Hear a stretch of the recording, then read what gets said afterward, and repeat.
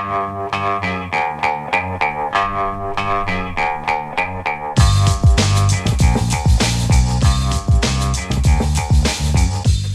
Brian Lehrer Show on WNYC. I'm Bridget Bergen, senior reporter in the WNYC and Gothamist newsroom, filling in for Brian today. Happy Friday.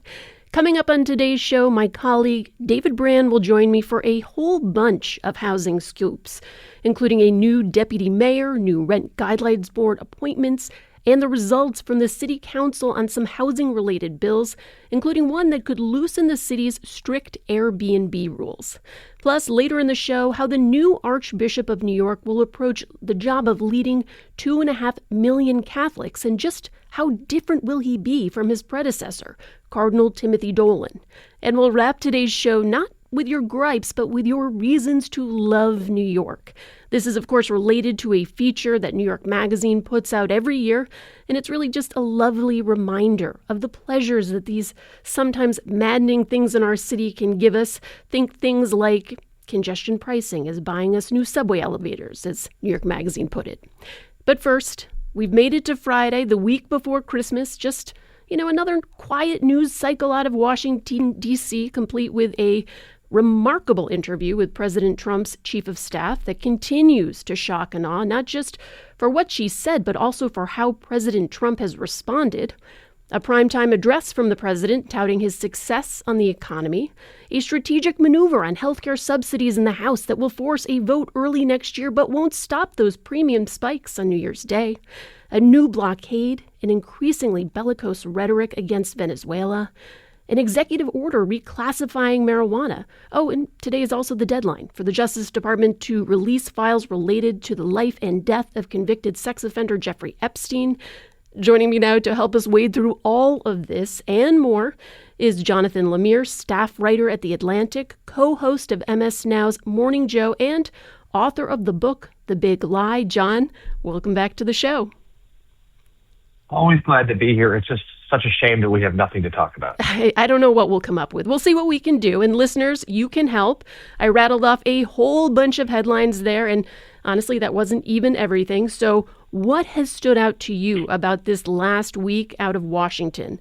What was your reaction to President Trump's speech? And how would you say you're feeling about the direction the country is heading as we wrap up this first year of the first year of Trump's second term in office? You can also just ask a question of my guest, Jonathan Lemire, staff writer at The Atlantic and co-host of MSNOW's Morning Joe. The number 212-433-WNYC. That's 212-433-9692. Okay, John, I want to start with that interview President Trump's chief of staff, Susie Wiles, gave to Vanity Fair. Of course, that was actually 11 interviews, but this piece has gotten a ton of attention since it was published on Tuesday. Help us understand, why is Susie Wiles such an important person to understand when you're trying to understand Trump world? So this story landed like a thunderclap when it came out earlier this week. Led to wild speculation. Was Susie Wiles resigning? Was she, did she think she was off the record? People just sort of couldn't believe that she would consent to this piece, and then be so candid. Obviously, none of that was the case. She gave 11 interviews to this author, Chris Whipple. She and the White House senior staff posed for Vanity Fair as a photographer.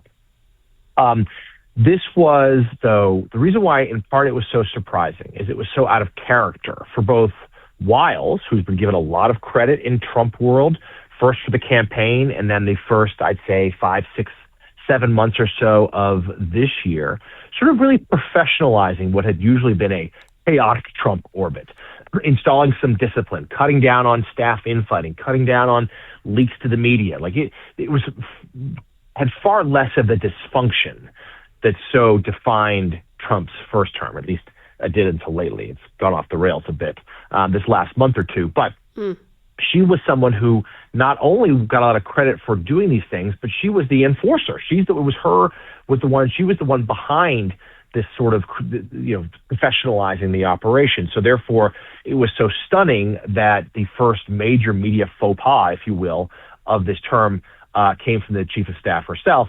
And she is, as many of your listeners probably know, an extremely important figure in Trump world. She was one of the few who was there with him in the aftermath of January 6th and then in the early stages of his reelection campaign, which, we remember it through the lens of 2024 when he sort of was ahead in the polls that whole year. But in late 22, after the midterms, I mean, he was seen as the underdog. It was Governor DeSantis and others in the Republican field who were polled ahead of him. Trump was seen as too toxic post January 6th, and she helped change that narrative for him.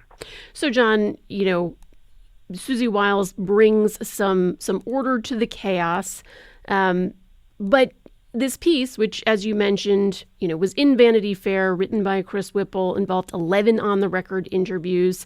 She says some incredibly candid things.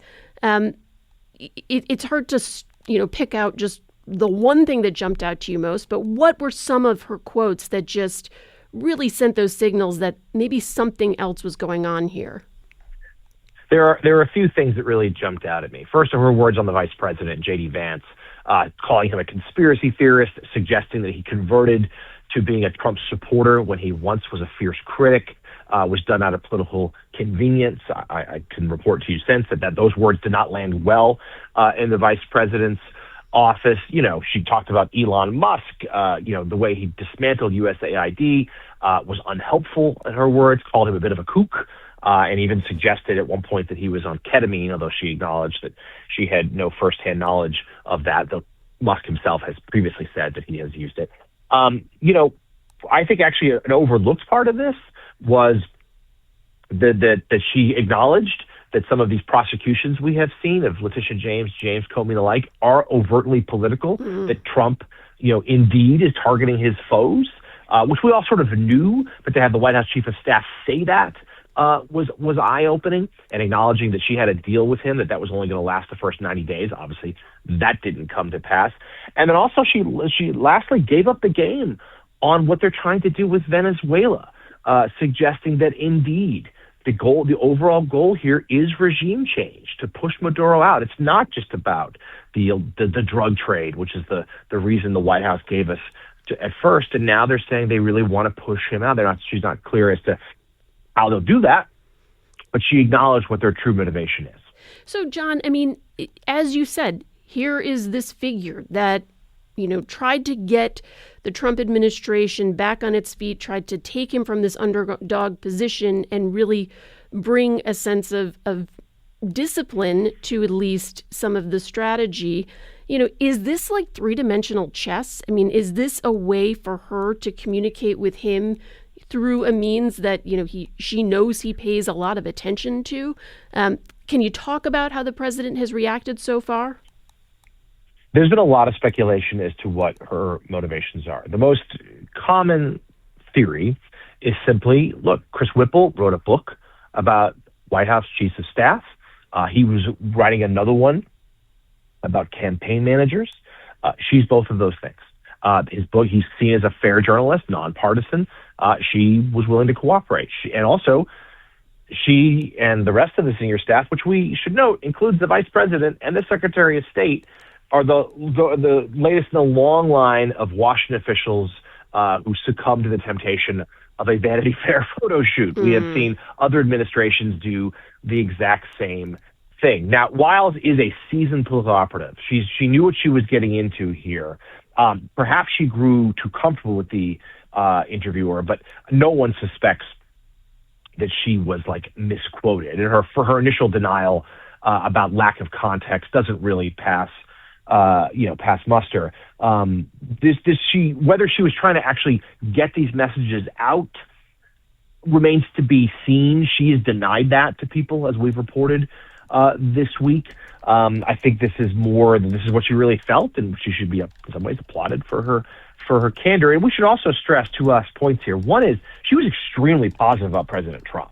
That yes, she said that he has an alcoholic's disposition. I'm paraphrasing, but she was just trying to say how she understood him, because her own father, Pat Summerall, the legendary NFL player and announcer, was an alcoholic. Sure. But she made it very clear she's on board with the Trump agenda. She thinks he's a great president. She thinks they're doing great things. And that's partially why I think Trump himself has been okay with this. He gave an interview with the New York Post that very day, saying he wasn't bothered by the description she used for him. There's been some reporting this week that he's been grumbling about her lack of message discipline, but no one suggests that her job is on the line. So given all of that, it still has caused, as you've talked about, this kind of ripple through Washington. And in some ways, it feels like the story couldn't have come really at a worse time for the president. We see this recent PBS-NPR Marist poll that found 54% of Americans disapprove how he is doing, and that's driven in large part over his handling of economic issues, which, of course, he pledged to address when he came into office. His central economic policy has been adding tariffs to a whole host of goods, but there have been some quiet shifts on the margins. I know you've reported on this. He's actually been lifting some of those tariffs, right? He has been. And first, to your initial point about the timing of this being poor, shall we say, for the White House, is spot on. And when I wrote about it earlier in the week, I dwelled on that as well. This is a White House that, while it gets credit for how efficient it was for the first half of the year, it has really gone off the rails in terms of, obviously the Republicans have lost a series of elections. We have seen, as you just mentioned, poll after poll suggest that Americans aren't happy with Trump's handling of the economy. They're having a devil of a time getting Trump to stay on message when it comes to things like affordability. And there's this perception, and I've written about this as well, that Trump has just sort of lost his touch with what voters actually care about. That he's lost his touch about the economy. Even those who like what he's done in terms of closing the southern border think his deportation program has gone too far. And instead, he's focused on things that your average American just doesn't care that much about. Yes, that's Venezuela, but it's also things like knocking down the East Wing, renaming the Kennedy Center, putting up a presidential walk of fame on the Colonnade next to the Rose Garden. Like, that stuff Trump cares about, that's not stuff voters care about. We have seen more than anything, it's the economy that decides elections. It did in 2024. It very well may in 2026. And I think that's why you are seeing the White House make some adjustments here. That, yes, President Trump is still full-throated defense of the tariffs. They hope the Supreme Court upholds their ability to implement them. We may find that out as soon as next week. But they've had to tweak some tariffs. They've offered rebates. They've offered bailouts because the numbers are clear. Yeah. For many Americans and for many American business leaders and farmers, these tariffs have done far more harm than good. And so we hear him in this primetime address he gave this week, trying to put his spin on what he sees as, the unfortunate situation his administration inherited and what they've been doing to bolster the economy. He made not a ton of news, but a small amount was related to these bonuses for military members, which he said would be funded by tariff revenue. Here's a little bit from that speech earlier this week. Tonight, I am also proud to announce that more than 1,450,000, think of this, 1,450,000 military service members will receive a special, we call Warrior Dividend before Christmas, a Warrior Dividend. In honor of our nation's founding in 1776, we are sending every soldier $1,776. So, John, in the year 2025, we are sending out 1776 checks. But as you said, the Supreme Court may weigh in on the president's use of emergency powers to impose those tariffs. It's been a friendly court. But if they ruled against him, what happens to all those bonus checks? Well, there's a lot of things going on here. First of all, you're right. It's largely been a friendly court, but the oral arguments, they didn't seem too receptive. I think there are some in the administration who are bracing for these tariffs to be tossed out, though they say they're come up with alternatives, other means of trying to implement them. We'll have to see what happens there. There's actually been reporting this week that these bonus checks, these warrior dividends, actually aren't being funded through tariffs, despite what the president said. I know it will come as a great surprise to so many of your listeners that the president may not have been fully telling the truth. It turns out it's actually money from Congress that's been already allocated for military purposes, I believe for housing, that's being redirected. I'm sure welcomed by the people who receive them, but not quite what the president said. And bigger picture in terms of that speech, you're right. That was the only piece of even pseudo news. There were some even Republicans who are very Trump friendly, I've heard from the last 36 hours or so, still wondering what the point of that speech was, and also why the networks agreed to carry it when they did not always carry messages from President Obama or President Biden for fear that they were going to be too, quote, political. This speech was deeply political. It almost felt like a Trump rally as he sort of shouted at the television, the viewers through the television for 18 minutes. But I think what it was an attempt at being was a bit of a reset. That, again, that the White House acknowledges that they've taken their eye off the ball, if you will, on the economy in matters of affordability, and that they were trying to have the president convey to Americans that he understands that they're hurting. Now, he, of course, just simply blamed President Biden. He took no responsibility himself. A lot of the facts and figures he put out there simply aren't true. We should be clear of that as we fact check his speech. But at least it was an attempt to get to talk about this. I don't think, though, that he was all that effective.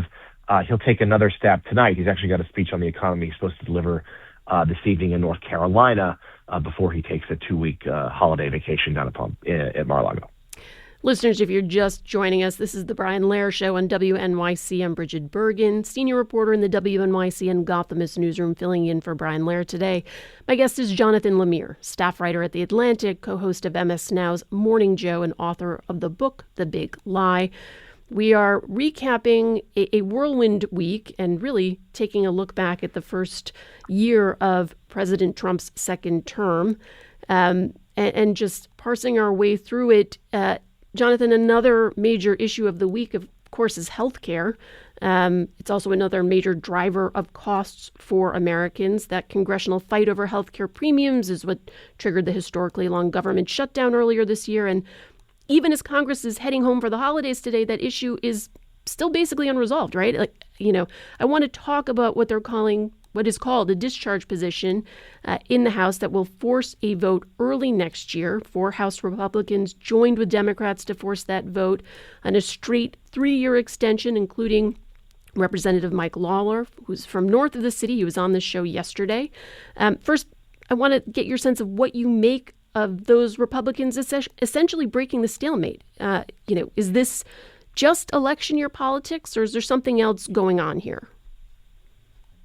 Despite inherently opposing Obamacare, Republicans still have not put forth their own real health care plan since 2017. Ever since John McCain, his famous thumbs down, defeated efforts to repeal and replace Obamacare during Trump's first term, Republicans have been in the wilderness on this issue, and polls suggest voters simply don't trust them.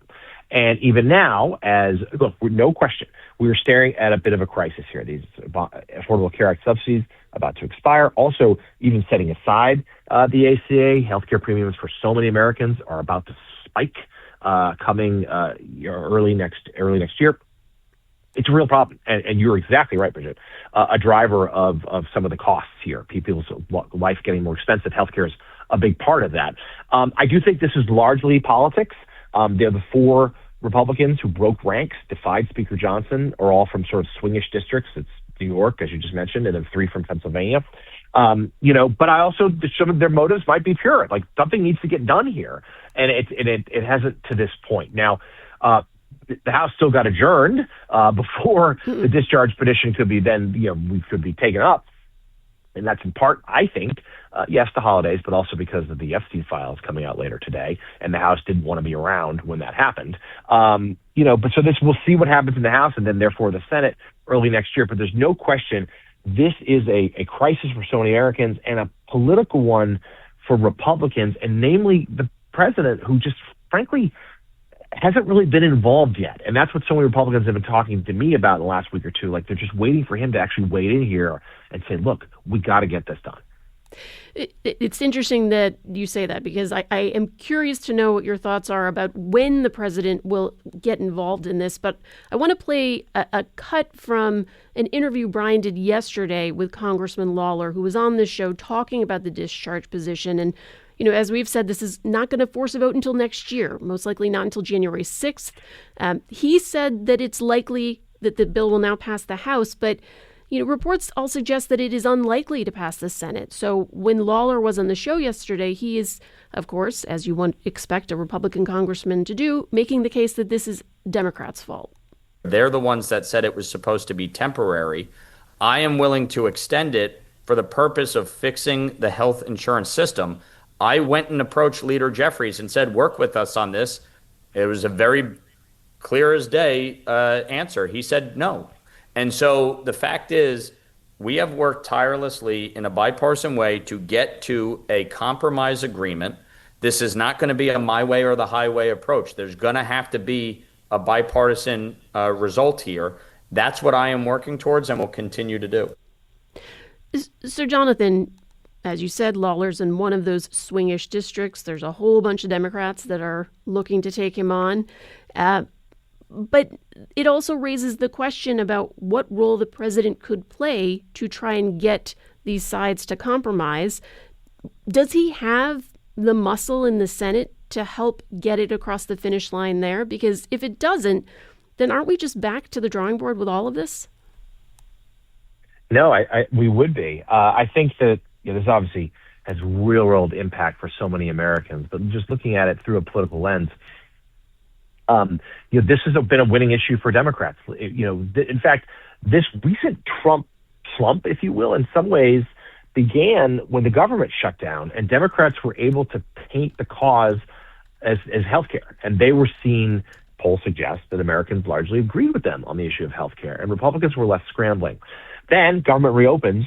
President Trump that day said, as soon as the government reopens, I'm going to sit down with Democrats and we're going to hammer out a healthcare deal. Democrats tell me they're still waiting for that invitation. Trump has not had a single conversation with Democrats about actually bringing people into a room, both parties, and trying to hash out some sort of deal. So it's a waiting game. There's definitely energy on both sides, a recognition this is a crisis. Something needs to get done. If past is prologue, Republicans are only going to go so far if Trump doesn't tell them to do it. They're going to need him to drive the ship. And so far, he simply hasn't. There are some who hope that, come the new year, that will be the moment for him to do so. But again, one of the themes here of recent months is it's just getting really difficult to get Trump to focus on, the things that he doesn't want to. And so far, he hasn't.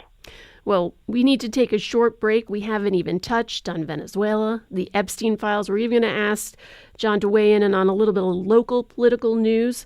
But we're going to take a short break. We'll be back with Jonathan Lemire of The Atlantic and MSNOW in just a moment. Stick around.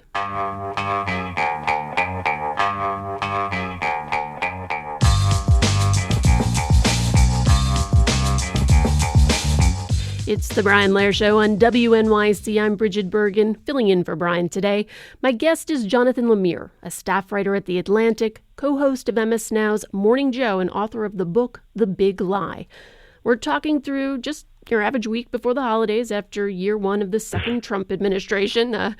John, we've been focused largely on domestic issues, but as we mentioned, there's been some really alarming foreign policy developments that we need to touch on. This week, the president demanded that Venezuela return assets it had seized from U.S. oil companies years ago. And this was further justification for that blockade he announced against oil tankers to or from the South American country. This, of course, loops back to the start of this conversation where you mentioned Susie Wiles in Vanity Fair confirmed that the president is, in fact, interested in regime change. So I'm wondering, can you talk a bit about this blockade announcement and where things seem to be headed with Venezuela? Yeah, the president announced this a few nights ago, trying to stop any oil tankers that have been sanctioned. And look, Venezuela has, the deals with Iran, they deal with Russia. Like there's plenty of geopolitical villains in the mix. But inherently, a blockade is considered by some definitions as an act of war.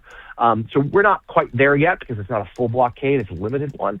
But it certainly just ratchets up the pressure that much higher on the Maduro regime. And as Wiles has said and has been widely rumored and speculated and reported upon, the strikes of these drug boats never quite made sense. They're supposed to stop fentanyl. Well, fentanyl doesn't come from Venezuela. Most of those shipments, they believe, are cocaine heading to Europe. these are not really a threat to the United States.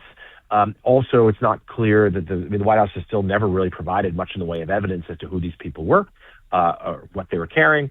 And of course, there's such consternation and controversy about the September 2nd boat strike because there was a second missile launched a full 40 minutes later that killed two survivors, two people who looked like they were just clinging on the boat, trying to survive, trying to stay alive, and then the U.S. obliterated them. So already there were people being very antsy about what the Trump administration was doing, including, we should note, some Republicans who have said there's just simply no justification for this. But Trump is now threatening, the last couple of weeks, he's been threatening perhaps ground strikes. He won't rule out putting American boots on the ground. I think most people are skeptical he would actually do that. But the great question is Maduro calling his bluff? If Trump wants Maduro out, but Maduro won't go, and Trump, will then Trump feel like he's been humiliated and has to escalate? Does he have to authorize ground strikes? Does he have to deploy some American military members onto land in Venezuela? If that's the case, then obviously, this becomes a far bigger and more dangerous situation. Listeners, we're talking through a whole bunch of headlines from this last week, going into the holidays with my guest, Jonathan Lemire, and we're taking your calls at 212-433-WNYC. That's 212-433-9692.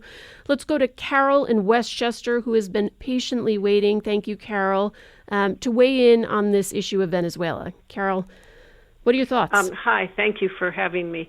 Jonathan, I love your work. I wonder why I'm not hearing more about some sort of wag the dog situation with Venezuela. We didn't need to do this now. All it does is take the focus off what Trump is not doing in Russia. He could stop oil ships, ghost ships from Russia. He could have them intercepted in international waters. He could do all sorts of things to bring some pressure on Putin, and he just doesn't want to. I don't know what Putin has on Trump, but it's got to be big. I don't see anyone referencing this as a possibility. Do you have a comment on that? Certainly, it's been a source of great speculation for a decade now as to the nature of the Putin-Trump relationship. You are right to say that every time Trump's been given an opportunity to be tough on Putin, he's gone the other way. He always seems deferential. Now, he certainly has grown frustrated with Russia this year. He wants to bring a close to that war. But it is telling and true that he has applied far more pressure on the Ukrainian side to come to the table to take a deal than he has on Russia. Yes, he put some more sanctions on the oil. That's legitimate. But that's about it. And, certainly this latest round of peace talks, didn't really go anywhere. The U.S. presented a pretty Kremlin-friendly plan to the Ukrainians, who quickly rejected it. Europe has stepped up, continuing to help Ukraine. I'd be interested if this new round of discussions, which are going to include talks in Miami this weekend, at a certain point, does Trump indeed run out of patience? Does he recognize that it's Russia, not Ukraine, who is the bigger obstacle to peace? He hasn't yet, even though the rest of the world has. So we'll have to see if he ever comes to that conclusion, whether that will be the moment he finally does turn on Moscow. What would that look like? Or does he simply walk away from the conflict altogether? As far as Venezuela goes, I mean, the motivations of this are murky, to be sure. I do think we should note Secretary of State Rubio, ties to South Florida, has long been a proponent of regime change in Venezuela. There's also this sort of broader idea that the Trump foreign policy is really focused on, frankly, this almost early 20th century notion of spheres of influence, and the National Defense Strategy document that was released last week sort of gets at this, where the U.S. would really focus on the Western Hemisphere and the Americas. And beyond Venezuela, let's remember the saber rattling we've heard about Greenland, Panama, and even Canada. Sure. While you cede Asia to China, and even perhaps European fears, sort of the European sphere to Russia. So it could be part of that. But again, as just a final note, Trump was very successful in the 2016 campaign. I was out there night after night, rally after rally across this country, where he would thunder against the so-called forever wars in Iraq and Afghanistan, and said he would not involve the U.S. militarily in entanglements like that. And that's why I think so much of his base, frankly, is pushing back about Venezuela. They're saying, look, this is not what we voted for. Jonathan, I want to bring in another caller who has another question about something that is happening out of D.C. specifically. Let's go to Don in Huntington, Long Island. Good morning. I hope you people are familiar with this article in the Wall Street Journal last week when President Trump needed a place to dump all the dirt from the demolition of the East Wing. He said, why not send it to the East Potomac Golf Links, a public golf course that Trump wants to take over? Now, I know this seems trivial compared to Venezuela and health care, but he actually threatened this golf course to default on its lease.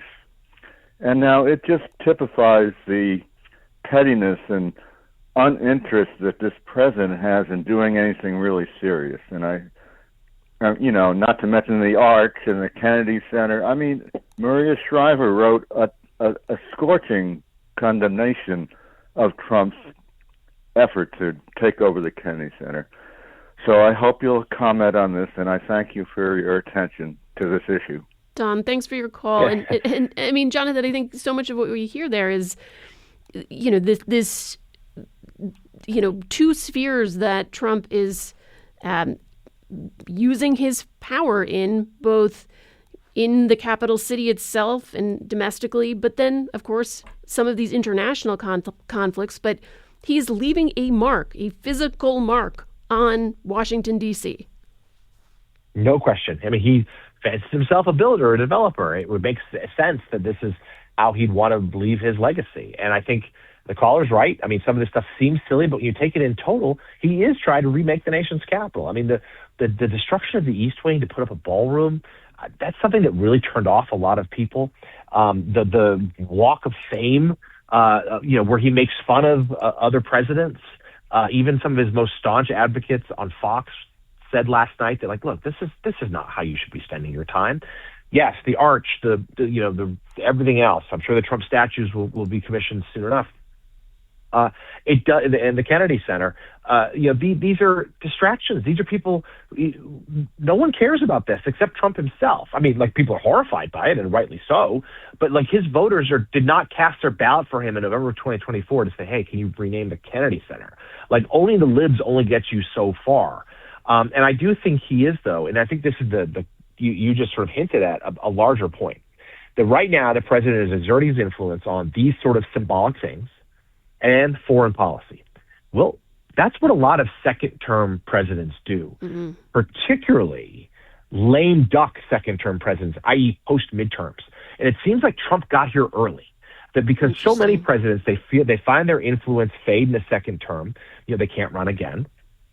Often, their party takes a real hit at those second midterms. Traditionally, that's the case, and it looks like Republicans are going to do that next year. So therefore, presidents, they have far more authority. They don't need Congress to do the symbolic things. They don't really need Congress to do some of the foreign policy things. So that's where they spend their attention. That's where they want to build their legacy in their final days of office. So it's not surprising that Trump would turn to that. It is surprising that he would do so soon. And maybe there's a recognition here that he is arriving at a lame duck status pretty quickly as his poll numbers continue to slip and more Republicans are willing to defy him. Or, Jonathan, maybe it could have something to do with today's deadline for the Justice Department to release the Jeffrey Epstein files. Just building up to this question, this has obviously been hanging over the president's head since the summer. How much damage has this already caused him within his base? Quite a bit. And this was the first crack in what has been Trump's, iron grip on the Republican Party. Astonishing loyalty Republicans, based out of fear, that Republicans have exhibited towards Trump throughout his political rise, particularly in the last year or two. But over the summer, when the Epstein story sprung to life again, he told MAGA influencers, Republicans, hey, knock it off. There's nothing to see here. Some listened, some didn't. And it continued and persisted and forced enough Republicans, another discharge petition, were able to get this through. And then an avalanche. And Republicans in both the House and the Senate jumped on board. They didn't want to be on the wrong side of history on this. They don't want to be accused of protecting the pedophile and his powerful friends. And now we're going to see at least some of the Epstein materials. Now, again, there's going to be some stuff withheld. The president and the attorney general ordered this new investigation a few weeks ago, in the Democrats, naturally. So we'll see what is withheld because of that. We'll see what's withheld because it's considered classified. We'll see what is withheld because it's considered sensitive or exposing victims. There are lots of things we're probably not going to get today. And so I think this drama will continue. Questions will remain. What else is there? But we are expecting a fair amount of material to be released at some point today. And if the other releases of Epstein material can be considered prologue, then at the very least, it's going to be embarrassing for President Trump. We see so much evidence, and there's been great reporting around it, including in the Times on the front page today, about just how close he and Jeffrey Epstein were. And we don't know. No one's accused him of doing something criminal, but at the very least, it is deeply embarrassing, and it continues to hurt him with Republicans and voters. Let's take another caller. Let's go to Paul in Pequannock, New Jersey. Paul, you're on WNYC.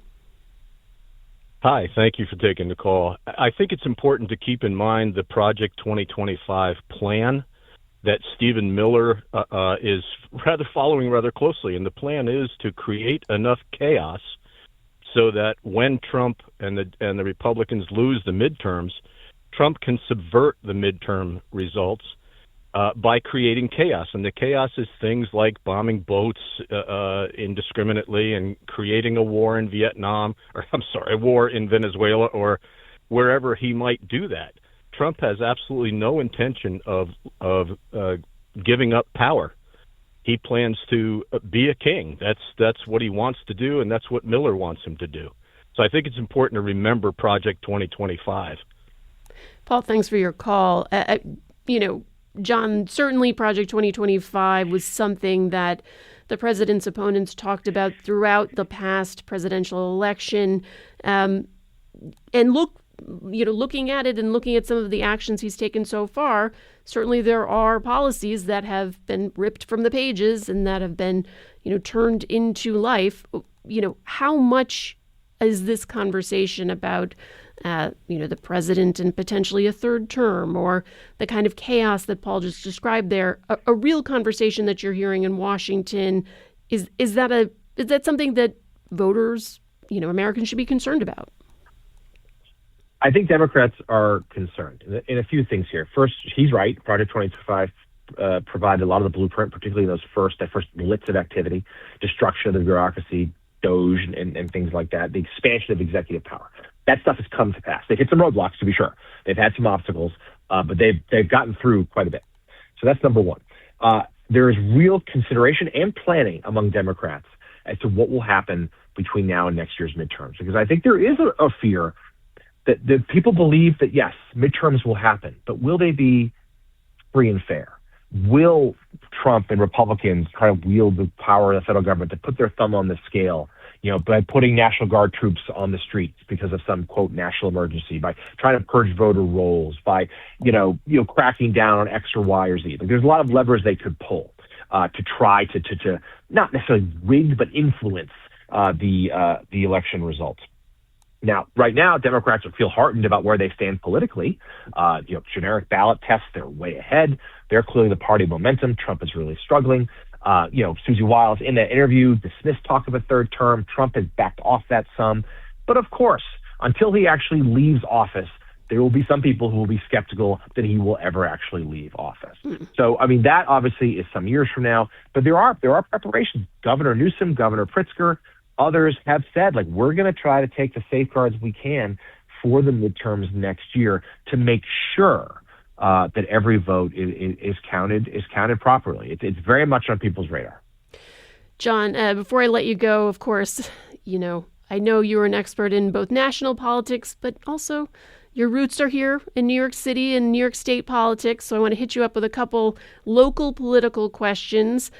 First, from a listener that texted, what are Lemire's thoughts about a Blakeman-Stefanik primary showdown for New York governor?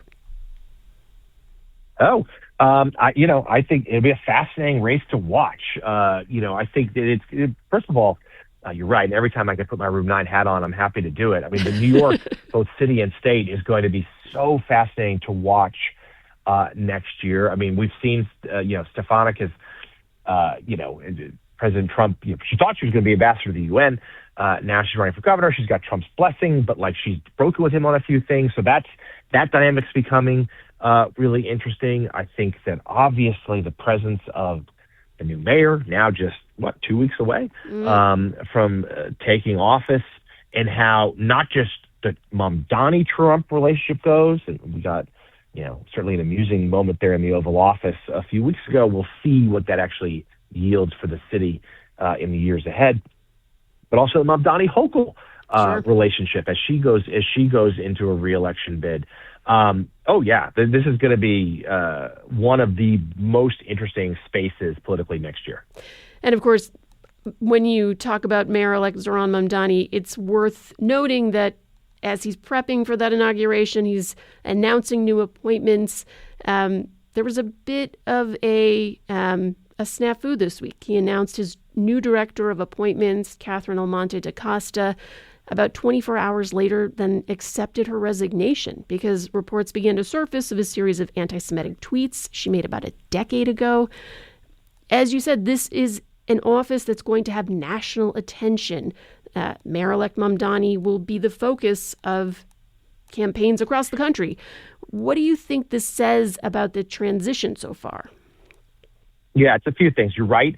Republicans are going to try to make Mamdani the face of Democrats. Oh, they're all scary socialists. Well, I mean, he's a pretty smiley face, not that scary. And I do think we don't know the lasting impact of the Trump-Mamdani Oval Office meeting.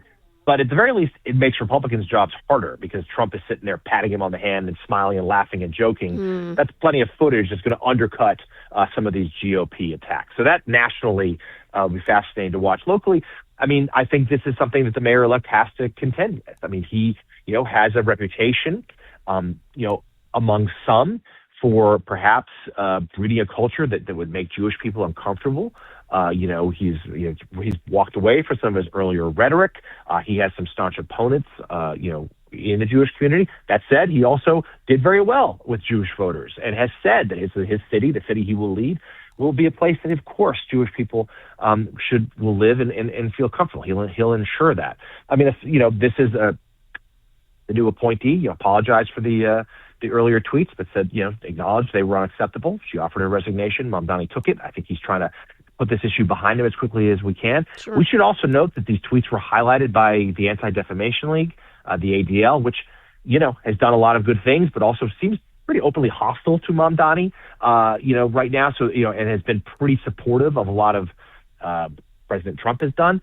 So that's a subplot here as well. But there's no doubt this is a storyline, fair or not, that is going to dog the mayor in office, and he's going to have to figure out a way to address it. He says he will. He says he'll handle it, and that it will, that all New Yorkers of all faiths will feel comfortable and thrive in the city he leads. Jonathan, we covered a lot of ground, and yet there's still so much more, but we're going to leave it there for today. My guest has been Jonathan Lemire, staff writer at The Atlantic, co-host of MSNOW's Morning Joe, and author of the book, The Big Lie. John, have a great holiday. Yeah, always a lot of fun. Happy holidays to you and your listeners.